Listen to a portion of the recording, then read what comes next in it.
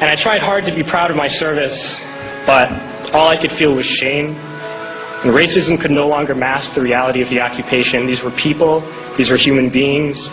I've since been plagued by guilt anytime I see an elderly man, like the one who couldn't walk, who we rolled onto a stretcher and told the Iraqi police to take him away. I feel guilt anytime I see a mother with her children, like the one who cried hysterically and screamed that we are worse than Saddam as we forced her from her home. I feel guilt anytime I see a young girl, like the one I grabbed by the arm and dragged into the street. We were told we were fighting terrorists. The real terrorist was me, and the real terrorism is this occupation. Racism within the military has long been an important tool to justify the destruction and occupation of another country. It has long been used to justify the killing, subjugation, and torture of another people. Racism is a vital weapon employed by this government. It is a more important weapon than a rifle, a tank, a bomber, or a battleship. It is more destructive than an artillery shell, or a bunker buster, or a Tomahawk missile. While all those weapons are created and owned by this government, they are harmless without people willing to use them. Those who send us to war do not have to pull a trigger or lob a mortar round. They do not have to fight the war, they merely have to sell the war.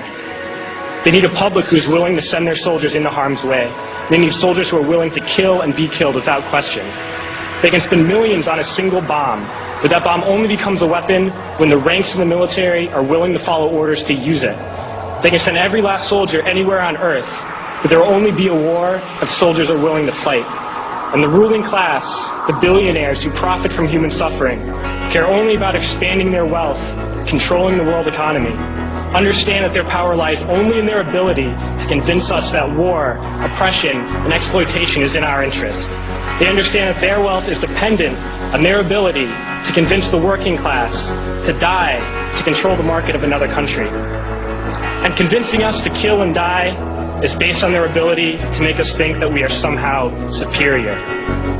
Soldiers, sailors, Marines, airmen have nothing to gain from this occupation. The vast majority of people living in the U.S. have nothing to gain from this occupation. In fact, not only do we have nothing to gain, but we suffer more because of it. We lose limbs, endure trauma, and give our lives.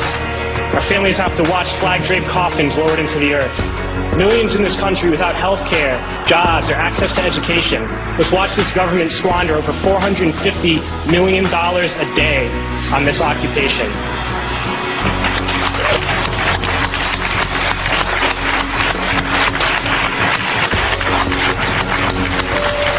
Poor and working people in this country are sent to kill poor and working people in another country to make the rich richer.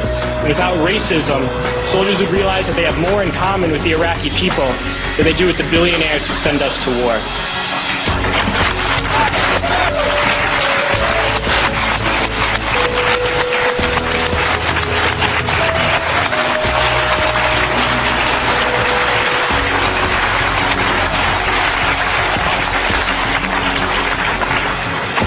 I threw families onto the street in Iraq, only to come home and find families thrown onto the street in this country, in this tragic and unnecessary foreclosure crisis.